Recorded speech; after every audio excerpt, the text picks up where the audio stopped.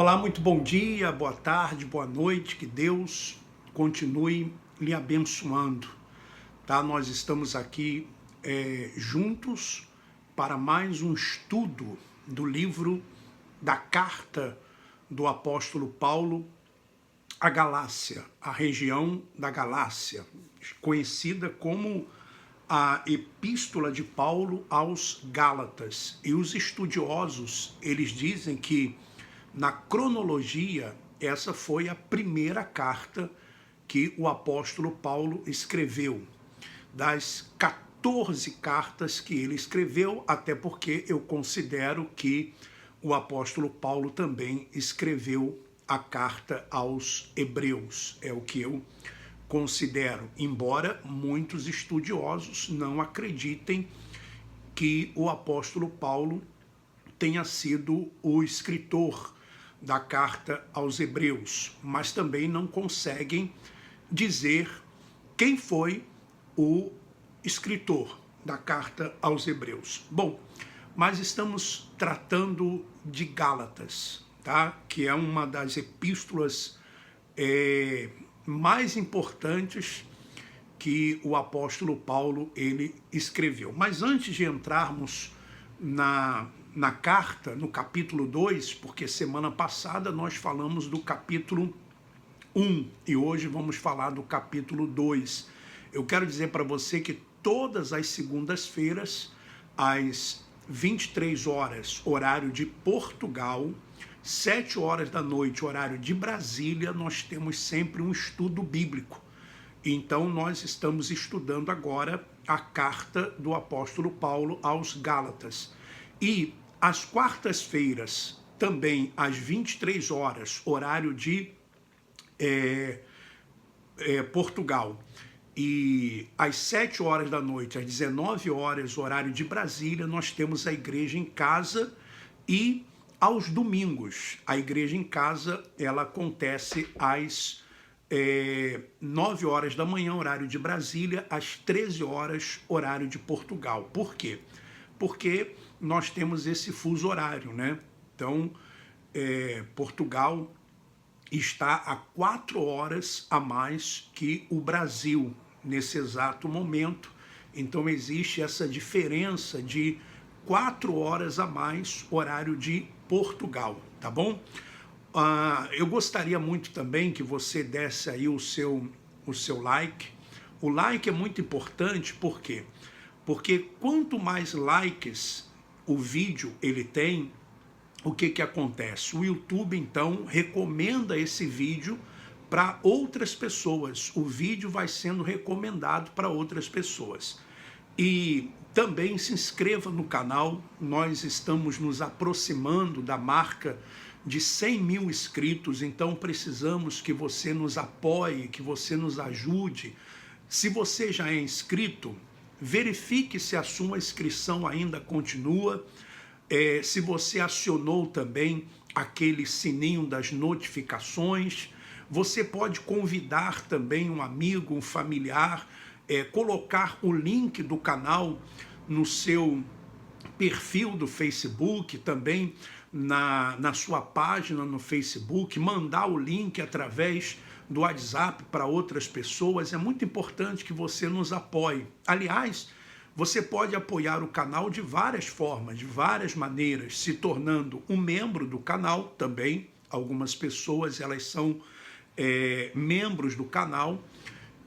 Também através do Superchat você pode nos ajudar, nos apoiar, ou então na descrição aí do vídeo, das lives, tem como você saber como nos apoiar, como nos dar o seu apoio, tá bom? Prepara aí a sua Bíblia, eu vou ler para você o capítulo 2 de Gálatas, e eu vou ler em duas versões, tá bom? Eu vou ler naquela versão que nós sempre lemos, que é a Bíblia traduzida em português por João Ferreira de Almeida, que é a revista e atualizada, e eu vou ler também na Bíblia Viva, tá bom? Então eu vou ler nessas duas traduções para que tenhamos um entendimento melhor a respeito da epístola de Paulo, do capítulo 2 aos Gálatas, tá? A região da Galácia. É muito importante isso. E também tenho pedido às pessoas que você grave um vídeo, que você, por exemplo, grave um vídeo e mande para nós através do WhatsApp, um vídeo dizendo o que o Evangelho da Graça mudou no seu interior. Não precisa citar o nome de nenhuma instituição, não precisa citar o nome de ninguém. E não faça um vídeo, sabe, pesado que eu digo assim, com rancor, com mágoa. Não, faça um vídeo leve, dizendo, olha, como foi o vídeo da dona Eni, né, falando que hoje ela conhece o Evangelho da Graça, que ela não precisa adorar, por exemplo, entre quatro paredes. Ela falou que agora ela faz com o dízimo dela, ela ajuda o próximo necessitado, que agora ela sabe diferenciar o que é uma pregação egocêntrica e uma pregação cristocêntrica, porque a pregação cristocêntrica é aquela que aponta para Jesus, que aponta para Cristo. A pregação egocêntrica é aquela pregação onde o pregador ou quem está falando se exalta, fala das suas experiências, do que ele fez, do que ele faz, enfim. Então faça um vídeo leve, mostrando que você agora é uma pessoa cheia de amor, cheia de perdão no seu coração, uma pessoa que hoje vê as coisas de uma forma diferente, e mande através do WhatsApp. Eu vou colocar aí no chat o nosso WhatsApp, tá bom? Vou colocar aí o número no WhatsApp, o número do WhatsApp no chat aí, para que você possa então nos enviar esse vídeo, um vídeo de 2 minutos, 3 minutos. Eu não sei falar, eu sou tímido, isso, aquilo, outro. Olha, quanto mais simples nós somos, ou quanto mais simples nós formos, então mais Deus usa, sabe? Deus usa o simples. Aquele que é simples. Jesus disse, aprendei de mim, porque sou manso e humilde. A simplicidade, Jesus disse, olha, sede prudentes como a serpente, mas sejam simples como as pombas, porque a simplicidade, ela traz muito mais resultados quando a pessoa ela é simples. Então não fique preocupado. Mas eu não tenho aqui um estúdio, eu não tenho aqui um celular, um telemóvel de alta geração. Não precisa. Faça, não tenho aqui um estúdio, faça, por exemplo, no seu quarto, na sua sala, na cozinha, enfim, aonde você estiver. Não fique preocupado com isso. Bom, vamos então agora, Gálatas capítulo 2, tá bom? Gálatas capítulo 2. Veja, o apóstolo Paulo, ele diz assim, 14 anos depois, subi outra vez a Jerusalém. Por que ele fala isso? Ele fala isso porque no versículo 18 do capítulo 1, é bom nós relembrarmos isso, ele diz assim, decorrido 3 anos, então subi a Jerusalém para avistar-me com Cefas, que é Pedro, e permaneci com ele 15 dias. Ele está dizendo aqui que quando ele recebeu a revelação, e é bom nós tocarmos nesse assunto aqui da revelação, eu gostaria de tocar nesse assunto da revelação. Então Paulo diz que recebeu a revelação, e você sabe o que quer dizer o nome Paulo? Só de curiosidade, pequeno. Ele era Saulo. Deus então, Jesus disse que ele passaria a ser chamado de Paulo, que quer dizer pequeno, né? Pequeno. Você veja que interessante, né? Que coisa interessante. Então, ele fala que quando ele recebeu a revelação, ele não consultou carne nem sangue. Ele não ficou preocupado com o que os apóstolos iam dizer e tal.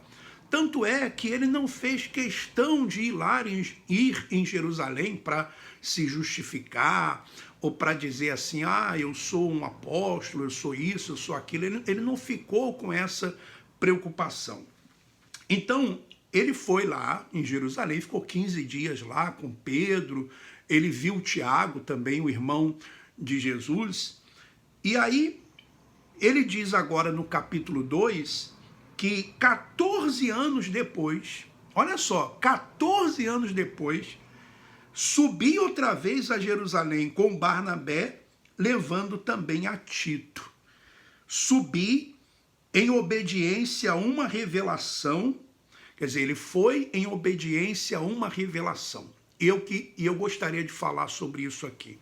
Meu irmão, minha irmã, as revelações, elas já foram dadas. As revelações já foram dadas. Foram dadas a revelação do Evangelho da Graça, ela foi dada ao apóstolo Paulo. A revelação do Evangelho aos judeus foi dada a Pedro, João e Tiago. Então, não existe mais revelação. O que existe hoje é você ter um entendimento daquilo que já foi revelado. É isso. Quando alguém diz assim, Deus me deu uma revelação, me revelou algo aqui na palavra, tudo bem, a pessoa até pode estar usando uma força de expressão. Porque, na verdade, a revelação já está ali, já foi dada. O que nós precisamos é do quê? É do entendimento, é isso que nós precisamos, do entendimento daquilo que já foi revelado. Porque a revelação foi dada ao apóstolo Paulo, do Evangelho aos gentios, o Evangelho da graça, o Evangelho que me alcançou, o Evangelho que alcançou você. Então ele diz assim, olha só, subi em obediência, quer dizer, subi a Jerusalém em obediência a uma revelação e lhes expus o Evangelho que prego entre os gentios, mas, em particular, aos que pareciam de maior influência para, de algum modo, não correr ou ter corrido em vão. Então, ele foi levar essa informação para aqueles que ele considerava de maior influência, que eram os apóstolos, que era Pedro, que era João e que era Tiago. Então ele foi levar o evangelho que ele estava pregando aos gentios, não aos judeus. Porque o que acontece? O que acontecia? Pedro, João e Tiago, eles estavam pregando o evangelho para os judeus, não para os gentios. Eles não estavam anunciando o evangelho para os gentios. Eles estavam anunciando o evangelho para os judeus. Foi essa missão que Jesus de Nazaré deu para eles. Jesus de Nazaré, nos dias da sua carne, escolheu os 12 apóstolos, sendo que um era Judas, e disse para eles, olha, vocês vão às ovelhas perdidas da casa de Israel. Você sabia que quando eu estava no sistema religioso, eu não tinha o entendimento disso. Para mim, tudo era a mesma coisa. O evangelho da graça, o evangelho aos judeus, a lei, a graça, antes da cruz, depois da cruz, não havia nenhuma divisão na minha mente em relação a isso. Ou melhor, no meu entendimento. Era tudo igual. Era tudo igual. E isso é um grande equívoco.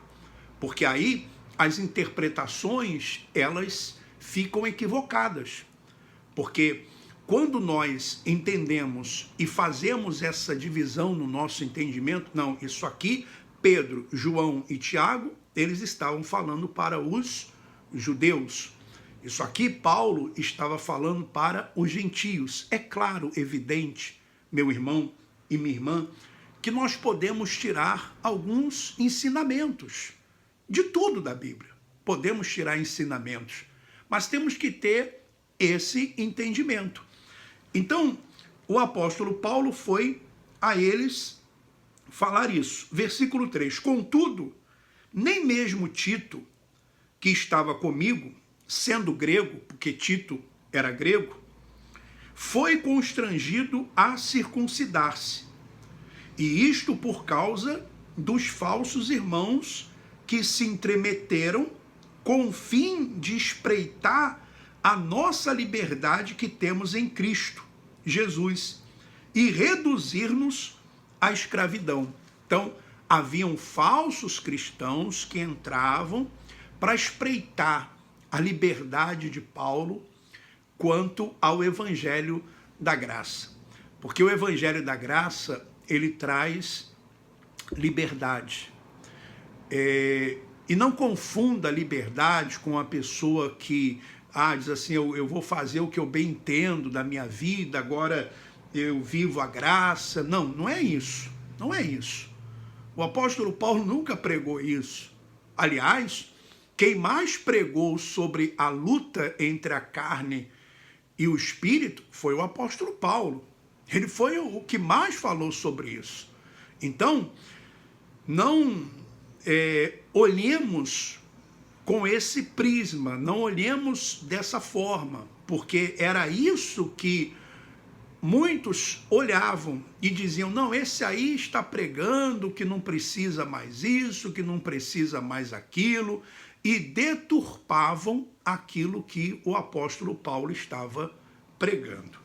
Então, vamos lá. Depois, na Bíblia Viva, nós vamos fazendo mais comentários, tá bom? Versículo 5.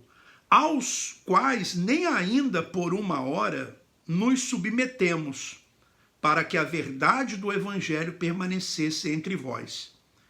E quanto àqueles que pareciam ser de maior influência, né, quais tenham sido outrora, não me interessa.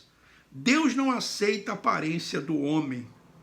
Esses, digo, que me pareciam ser alguma coisa, nada me acrescentaram. Quer dizer, aqueles que pregavam o evangelho da circuncisão, que era o caso de Pedro, João e Tiago, eles não acrescentaram absolutamente nada a Paulo. Por que que não acrescentaram? Porque Paulo, se tinha alguém naquela época que conhecia a respeito das leis, era o apóstolo Paulo. Ele era um praticante fervoroso da lei, ele era zeloso quanto à lei. Então, pregar lei para o apóstolo Paulo, pregar circuncisão para o apóstolo Paulo não acrescentava absolutamente nada, porque ele conhecia tudo isso, então o entendimento dele já estava bem à frente disso, tá bom? Deixa eu fazer uma pausa aqui, eu vou puxar um pouquinho a iluminação para cá, para ver se fica melhor um pouquinho aqui, peraí. Ver se fica melhor um pouquinho aqui, tá bom agora, né? Então, vamos continuar aqui, versículo 7. Antes, pelo contrário, quando viram que o evangelho da incircuncisão me fora confiado, como a Pedro o da circuncisão, pois aquele que operou eficazmente em Pedro para o apostolado da circuncisão, também operou eficazmente em mim para com os gentios. Aí eu pergunto para você, meu irmão e minha irmã, quando você estava no sistema religioso, dentro dessas instituições religiosas chamadas as pentecostais, neopentecostais, eu pergunto para você, você tinha o entendimento disso? Que havia o evangelho da circuncisão, que foi pregado para os judeus, e o evangelho da incircuncisão, que foi pregado para os gentios, que no caso somos nós, o evangelho da incircuncisão. O evangelho que não tem nada a ver com o evangelho da circuncisão, que foi pregado aos judeus. Não tem nada a ver com a lei. Então, e quando conheceram a graça que me foi dada, porque a graça, o evangelho da graça foi dado ao apóstolo Paulo, para ele pregar aos gentios o evangelho da graça, do favor imerecido. Que coisa linda, né? Coisa esplêndida, maravilhosa, sublime. Que coisa sublime, né? Sublime mesmo, sublime. Essa palavra sublime é realmente muito interessante. E quando conheceram a graça que me foi dada, Tiago, Cefas, que é Pedro, e João, que eram reputados coluna, me estenderam a mim e a Barnabé, à destra da comunhão, a fim de que nós fôssemos para os gentios e eles para a circuncisão. Então ficou decidido. Olha, eles deram as mãos, apertaram as mãos, tal, né? E disseram, olha, então tá bom, Paulo, você vai para os gentios, prega, anuncia para os gentios o evangelho da incircuncisão, o evangelho da graça, e nós vamos para os judeus. Tá vendo, pessoal, como é que agora quando nós lermos as cartas de Pedro, de João e de Tiago, essas cartas foram endereçadas aos judeus. Eles escreviam para os judeus. E Paulo escrevia para os gentios, romanos, os gálatas, aqueles que estavam em Corinto. Ou seja, havia essa diferença. Então, é importante termos isso em conta. Recomendando-nos somente que nos lembrássemos dos pobres, o que também me esforcei por fazer. Quando, porém, Cefas veio a Antioquia, resisti-lhe face a face, porque se tornara repreensível. Com efeito, antes de chegarem alguns da parte de Tiago, comia com os gentios. Quando, porém, chegaram, afastou-se, e, por fim, veio apartar-se, temendo os da circuncisão. Então, Paulo, ele chamou a atenção de Pedro, porque Pedro estava sendo hipócrita. Porque Pedro, quando ele foi a Antioquia, e estava lá com Paulo e com os gentios, ele comia de tudo com os gentios, ele estava lá, feliz da vida com os gentios. Quando chegaram alguns judeus, alguns de Tiago, de judeus, então Paulo ficou com medo do que eles poderiam falar. Então Paulo já não comia mais com os gentios. Aliás, Pedro já não comia mais com os gentios. Então Paulo foi e chamou a atenção de Pedro. Pedro não estava sendo verdadeiro. Ele estava sendo hipócrita. Por quê? Porque quando não tinha nenhum judeu, ele se misturava com os gentios.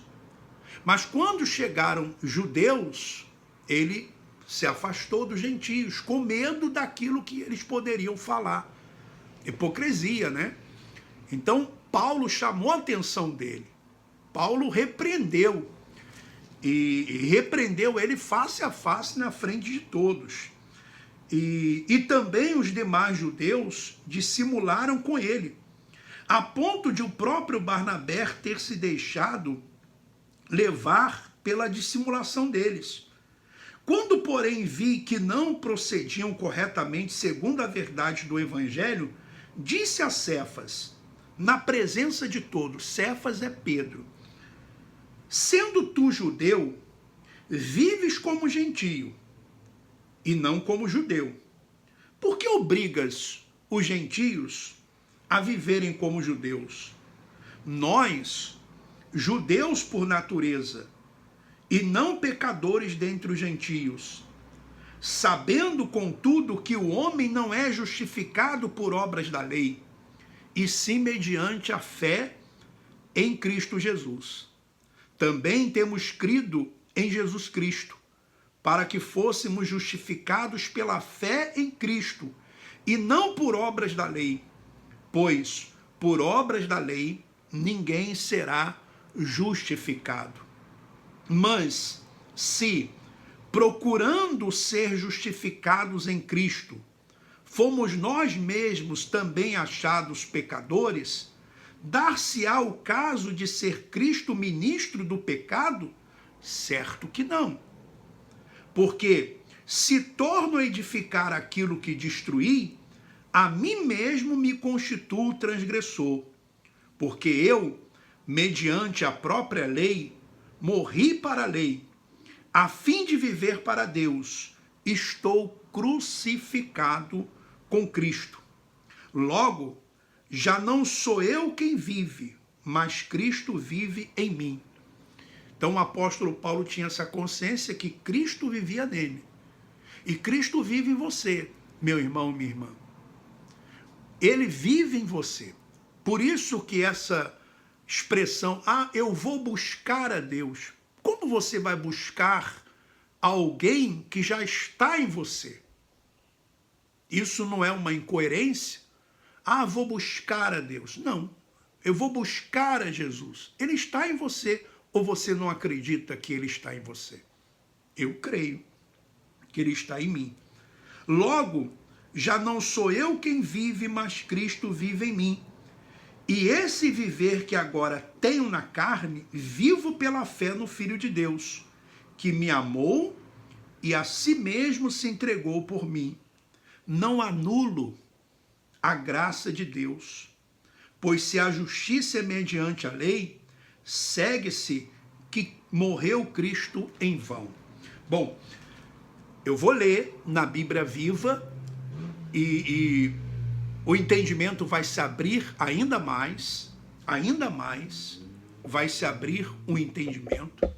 O apóstolo Paulo chega à conclusão de que aqueles que tentam se justificar através das obras da lei, eles estão anulando a graça de Cristo.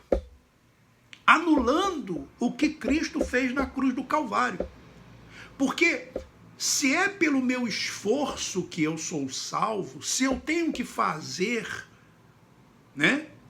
obras, ou praticar obras para ser salvo, eu pergunto para você, meu irmão, minha irmã, o que Cristo foi fazer na cruz do Calvário?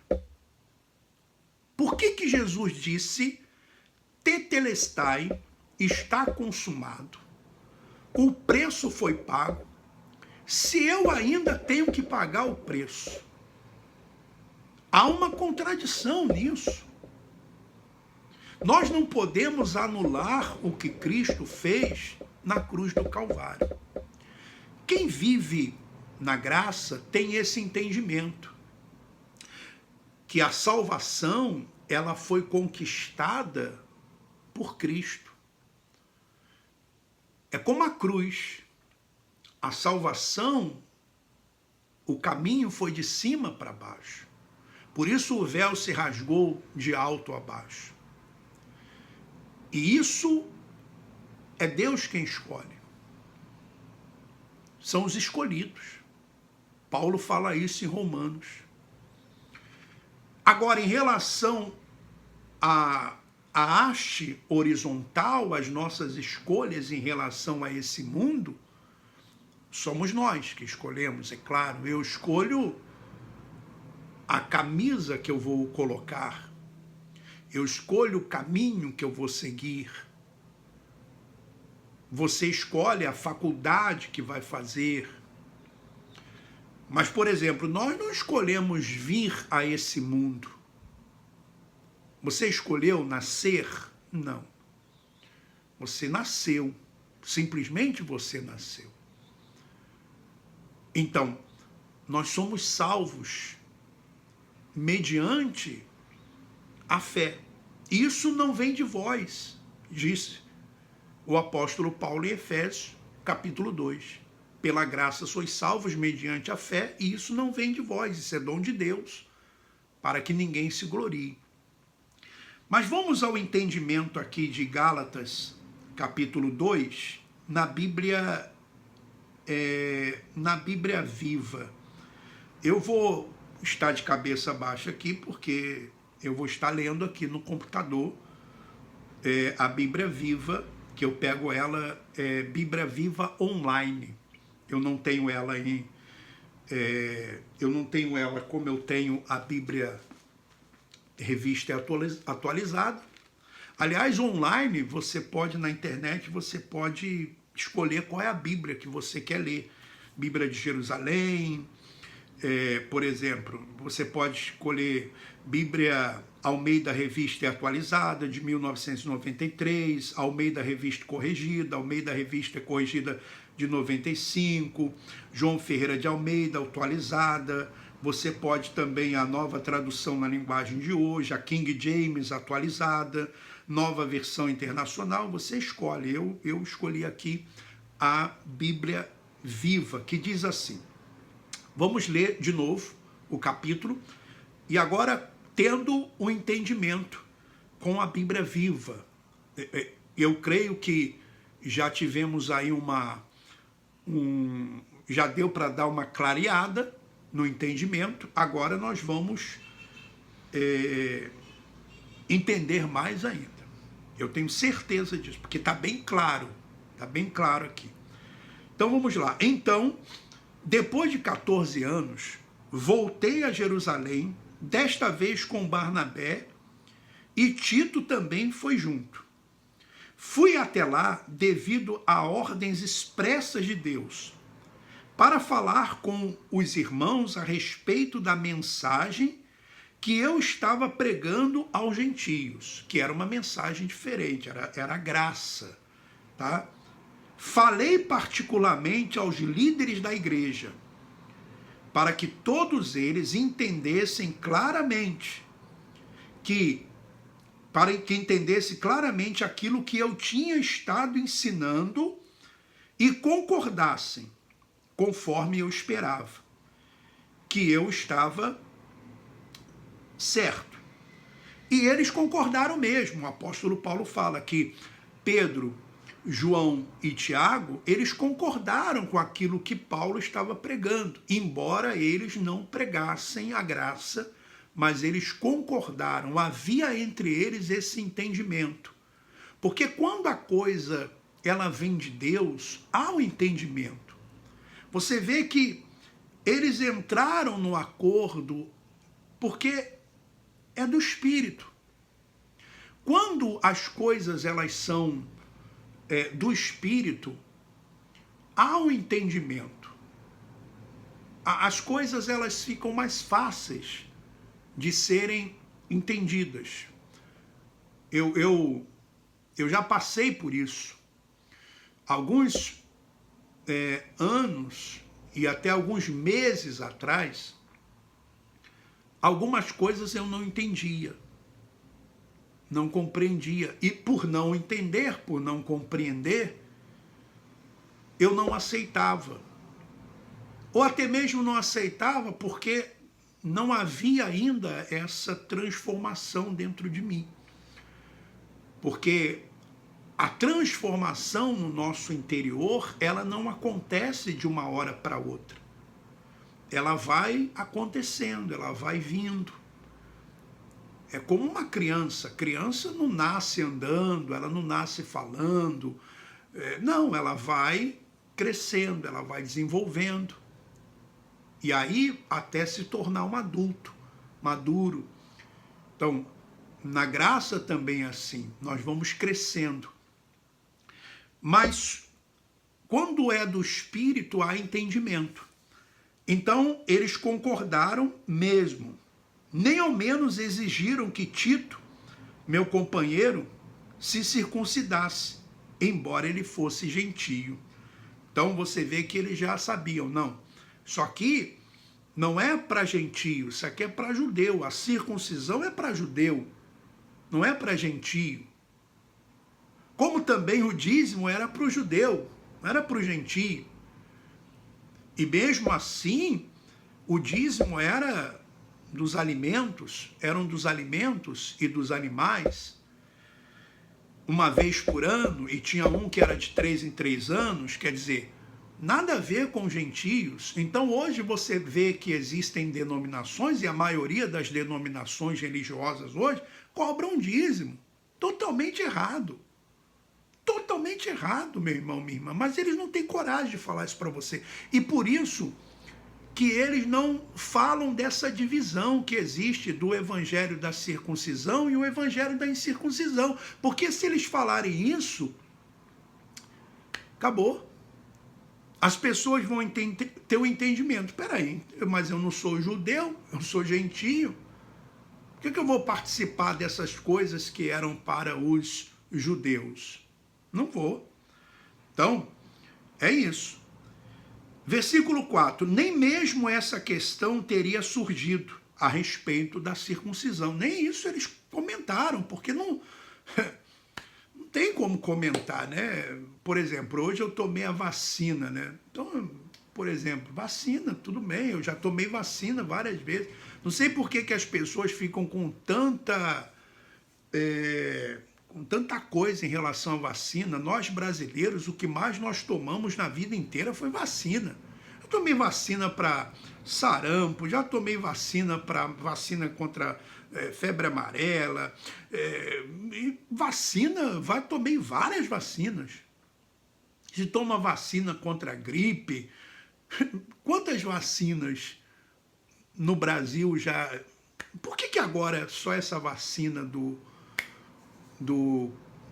contra o Covid é que vai colocar chip, é que todo mundo daqui a 2 anos vai morrer, que vai ter isso, que vai ter aquilo?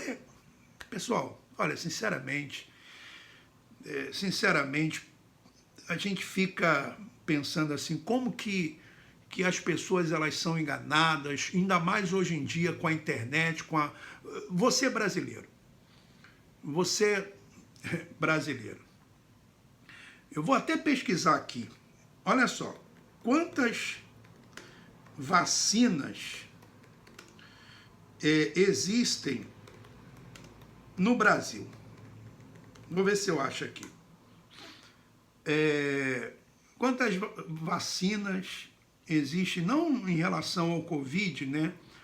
A cartilha de vacinas, vou ver se eu consigo achar aqui a quantidade de vacinas que existe no Brasil.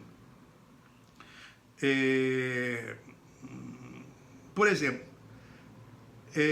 vacina contra tuberculose, que é a BCG, que é uma vacina para as crianças, vacina oral contra poliomielite ou paralisia infantil, vacina contra difteria, tétano, coqueluche, meningite, vacina contra sarampo, rubéola e cachumba, que é a tríplice viral, vacina contra hepatite B, vacina contra febre amarela,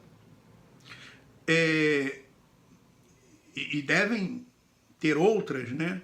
Vacina, por exemplo, para idosos, vacina contra a gripe, vacina contra pneumonia.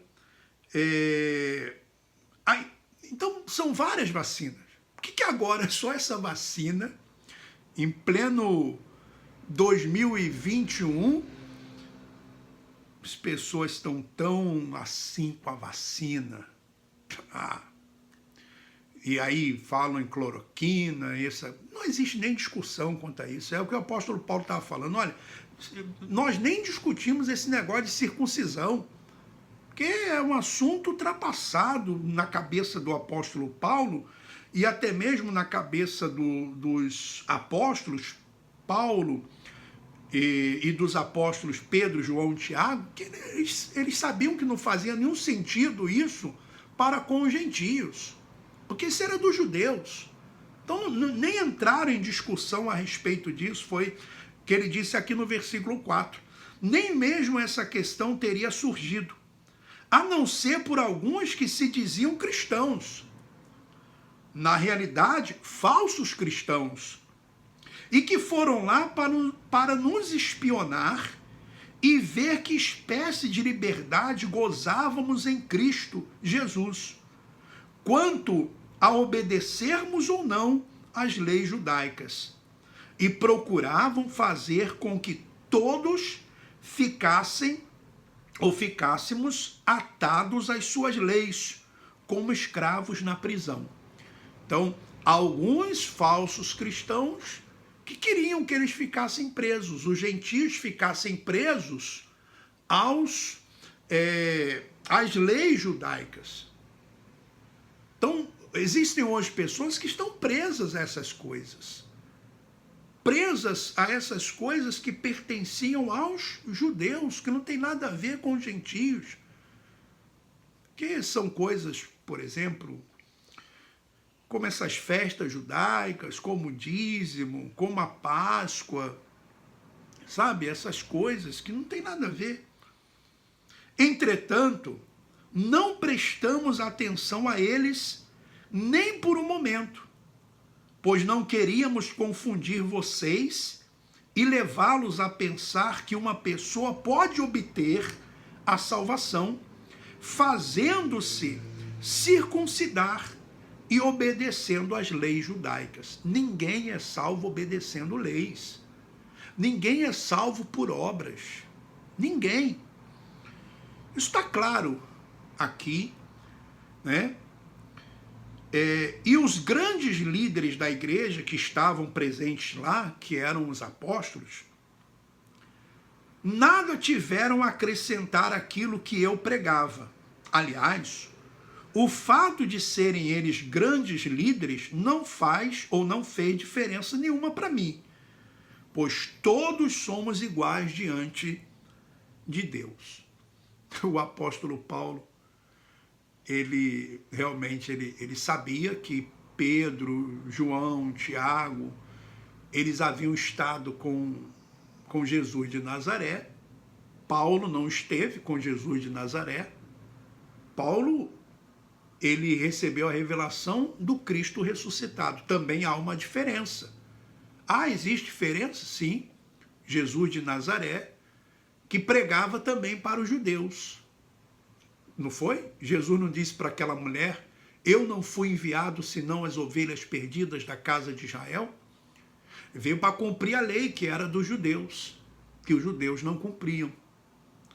E ele revelou, depois de ressuscitado, revelou o evangelho da graça, o apóstolo Paulo. O evangelho para os gentios. Versículo 7. E quando Pedro, Tiago e João, que pareciam ser as colunas da igreja, viram como Deus tinha me usado tão extraordinariamente para ganhar os gentios, tal como Pedro havia sido grandemente abençoado em sua pregação aos judeus, porque o mesmo Deus a cada um de nós concedeu dons especiais. Então Paulo, ele chega à conclusão e diz: olha, quando Pedro, Tiago e João, eles viram que Deus estava me usando para chegar aos gentios, para pregar aos gentios, assim como eles eram usados para pregar aos judeus, deram-nos as mãos, a mim e a Barnabé, e nos encorajaram a continuar a nossa pregação aos gentios, enquanto eles prosseguiriam sua obra com os judeus. Está claro isso? Para mim está claro. Não tenho nenhuma dúvida a respeito disso. O entendimento vem logo. Então, quando você lê agora Pedro, João e Tiago, você sabe que aquilo ali eram cartas dirigidas aos judeus. Quando você lê as cartas de Paulo, cartas dirigidas aos gentios, aos romanos, né? Aos gregos, enfim. E aí você tem um entendimento melhor, passa a compreender as coisas de uma forma melhor. Mas no sistema religioso você não vai ouvir isso, porque não é interessante. Eles querem misturar o que é para os judeus, o que é para os gentios, porque aí é onde eles vão falar do dízimo, das campanhas. Você vê que as campanhas são baseadas justamente no Antigo Testamento, em histórias judaicas. Nas cartas de Paulo você não tem campanha. Porque nas cartas de Paulo não tem Davi derrubando gigante. Né? Nas cartas de Paulo não tem pregação egocêntrica. Né? Vamos lá. Versículo 10. A única coisa sugerida por eles foi que deveríamos sempre nos lembrar de ajudar aos pobres. A única orientação que Paulo recebeu de Pedro, João e Tiago foi o seguinte: não se esqueça de ajudar aos pobres. Não se esqueça de ajudar aos pobres. Não se esqueça de ajudar os necessitados. E é isso que nós devemos fazer hoje. Você não deve pegar o seu dinheiro suado e entregar a uma instituição. Ah, você pode contribuir voluntariamente? Pode, não estou dizendo que você não possa contribuir voluntariamente com alguém ou uma pessoa que você conheça que esteja fazendo algum trabalho que precisa de apoio, mas sem campanha, sem dízimo, sem sacrifício. Algo que você faça voluntariamente, tudo bem. Não tem problema nenhum. Assim como não tem problema você se reunir com outras pessoas, assim como não tem problema você cantar um hino. Qual o problema? Não tem. Isso não faz parte do sistema. O que faz parte do sistema é a exploração, é deturpar a Bíblia para arrancar o dinheiro das pessoas. Isso sim. Aí sim está o problema. Se envolver com política, enriquecimento ilícito, essas coisas. Então, deveríamos sempre nos lembrar de ajudar os pobres. E eu também estava ansioso para fazer isso. O apóstolo Paulo diz que estava ansioso para fazer isso. Contudo, quando Pedro veio a Antioquia, tive de me opor publicamente a ele, falando bem duro contra o que ele estava fazendo, porque estava muito errado. Então Paulo vai chamar a atenção de Pedro. Porque quando ele chegou lá, no princípio, comia com os cristãos gentios, que não se incomodavam com a circuncisão e as muitas outras leis judaicas. Mas depois, quando chegaram alguns judeus amigos de Tiago, ele não queria mais comer com os gentios, porque estava com medo daquilo que diriam esses judeus legalistas, está aqui, judeus legalistas, que insistiam em que a circuncisão era necessária para a salvação.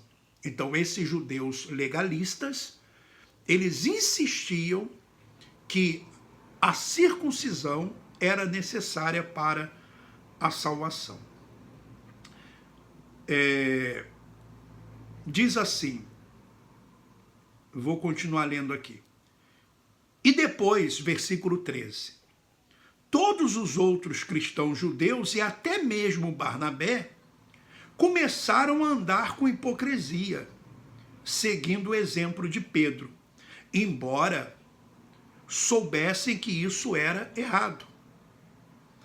Versículo 14. Quando vi o que estava acontecendo, que eles não estavam sendo sinceros quanto àquilo em que realmente criam, e não estavam seguindo a verdade do Evangelho, eu disse a Pedro diante de todos os outros, abre aspas para Paulo, embora sendo você judeu de nascimento, há muito tempo já pôs de lado as leis judaicas, Então por que, de uma hora para outra, está procurando fazer estes gentios obedecê-las? Fecha aspas. Tanto eu, disse Paulo, como você, somos judeus de nascimento. E não simples pecadores gentios. Porque eles eram pecadores porque havia uma transgressão que era a transgressão da lei. Os gentios não transgrediam a lei, porque a lei não foi dada aos gentios, a lei foi dada aos judeus. Entretanto, nós, cristãos judeus, sabemos muito bem que não podemos tornar-nos justos diante de Deus pela obediência às nossas leis judaicas, mas somente pela fé em Jesus Cristo, para que ele tire os nossos pecados. Que pecados? Que a lei imputava. E assim nós também já confiamos em Jesus Cristo, crendo que podíamos ser aceitos por Deus devido à fé, e não porque tivéssemos obedecido às leis judaicas, porque ninguém jamais será salvo pela obediência a elas. Ninguém é salvo porque participa de ceia. Ninguém é salvo porque tomou um banho numa piscina. Ninguém é salvo porque dá dízimo. Ninguém é salvo porque pratica qualquer obra. Porque senão nós estaríamos anulando o que Jesus fez. Seríamos salvos pelas nossas obras? Ele vai falar sobre isso, o apóstolo Paulo. Mas o que sucederia, preste atenção no que nós vamos ler agora. Mas que sucederia se confiássemos em Cristo para nos salvar e depois víssemos que erramos? Mas o que sucederia se confiássemos em Cristo para nos salvar e depois víssemos que erramos? E que não podemos ser salvos sem ter sido circuncidados e obedecido a todas as outras leis judaicas? Não precisaríamos dizer que a fé em Cristo nos arruinou? Deus não permita que alguém se atreva a pensar tais coisas a respeito do nosso Senhor. Pelo contrário, estamos em pecado se começamos a edificar de novo a falsa ideia que já derrubamos uma vez, a de sermos salvos pela guarda das leis judaicas. Quer dizer, essa ideia de ser salvo pela lei judaica já tinha sido derrubada. Mas haviam alguns judeus que estavam tentando reconstruir isso, tentando trazer isso de volta. É a mesma coisa, o véu se rasgou de alto a baixo. Estavam tentando ir lá e costurar o véu de novo. Isso o apóstolo Paulo falou, não podemos fazer isso. Essa ideia já foi derrubada. Não existe essa possibilidade de sermos salvos pela lei ou pelas obras. Vamos lá. Porque, versículo 19, 20 e 21 para terminar. Porque foi pela leitura da Escritura que vim a entender que eu nunca poderia obter as boas graças de Deus pela tentativa e o fracasso, porque a tentativa e o fracasso, de obedecer às leis. Vim a compreender que a aprovação de Deus vem quando se crê em Cristo. É quando se crê naquilo que foi feito lá na cruz do Calvário. Quando você crê realmente que o preço foi pago. Quando você crê realmente que a obra foi concluída. Esse é o evangelho da graça. Esse é o evangelho que Paulo levava aos gentios. Eu já fui crucificado com Cristo. Eu próprio não vivo mais, e sim Cristo quem vive em mim.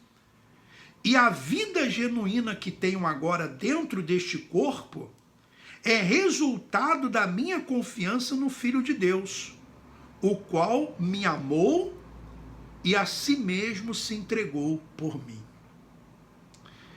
Que maravilha, que esplêndido, que coisa grandiosa, que coisa maravilhosa. Isso não é uma revelação, porque a revelação foi dada ao apóstolo Paulo. Isso é um entendimento. É diferente. Não é uma revelação, é o entendimento da revelação.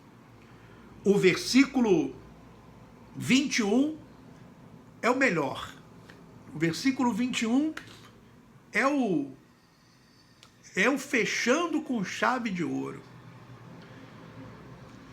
Olha só, não sou daqueles que consideram sem sentido a morte de Cristo.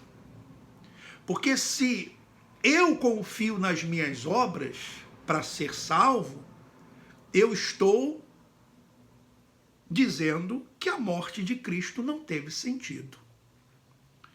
Se pudéssemos ser salvos pela guarda das leis judaicas, se pudéssemos ser salvos pela guarda das leis judaicas, então não havia nenhuma necessidade de Cristo morrer. Eu vou ler mais uma vez porque é chave de ouro. Não sou daqueles que consideram sem sentido a morte de Cristo. E aí está o ponto. Quando você tem um entendimento da graça de Cristo, a graça, você entende o significado da morte de Jesus na cruz. Você entende o que representou a morte de Jesus na cruz do Calvário. Ou seja, o sacrifício que foi suficiente. Por isso que em Hebreus diz, um único sacrifício. Um único. Se pudéssemos ser salvos pela guarda das leis judaicas, então não havia nenhuma necessidade de Cristo morrer. Meu irmão, minha irmã, não existe esse negócio. 10 passos rumo à salvação, isso não existe. Isso é uma blasfêmia. Isso é uma vergonha, ignomínia. Isso é uma afronta a Cristo. Não existe 10 passos rumo à salvação. Existe um passo só. Crer no que Cristo fez na cruz do Calvário. Você crer que o sacrifício de Cristo foi suficiente, que o preço foi pago. Ah, isso me dá o direito, então, de fazer o que eu bem entendo da minha vida? Não, não é isso. O apóstolo Paulo falou várias vezes sobre a luta do espírito contra a carne. Não quer dizer que você agora vai fazer o que você bem entende. Mas não é o que você faz que garante a sua salvação. E nem o que você deixa de fazer que garante a sua salvação. Porque não é você que conquista a salvação. O caminho não foi trilhado por você nem por mim. O preço não foi pago por você e nem por mim. preço foi pago por Cristo. Se eu tenho participação na salvação, então o que Cristo fez na cruz do Calvário? Ele não fez a obra completa? Quando ele disse está consumado, ele mentiu? Quando ele disse lá na cruz está consumado, ele mentiu, não estava consumado? Quando o apóstolo diz, e Pedro diz isso também, fostes comprado por preço, nós não fomos comprados, ainda ficou dívida a pagar. Jesus não comprou, não pagou tudo. Quando diz que ele cancelou o escrito de dívida, então ele não cancelou o escrito de dívida, existe dívida ainda. Cuidado, meu irmão, minha irmã, para que você, talvez até bem intencionado, querendo fazer o certo, você não esteja anulando ou tentando anular o que Jesus fez na cruz, ou minimizando aquilo que foi feito na cruz. Semana que vem nós vamos para o capítulo 3. Se você... Qual foi o seu entendimento a respeito disso? Deixa aí o seu comentário no vídeo que vai ficar gravado. Deixa aí no chat, né, também. E quero desejar a todos uma excelente noite, que você tire aí as suas conclusões. Você pode ler em outras versões também, se você quiser. E digo, não sou o dono da verdade, eu apenas estou lendo o que está escrito. Só lendo. E tendo o entendimento daquilo que já foi revelado. Tá bom? Que Deus continue lhe abençoando. Forte abraço a todos e vamos em frente. Abraço.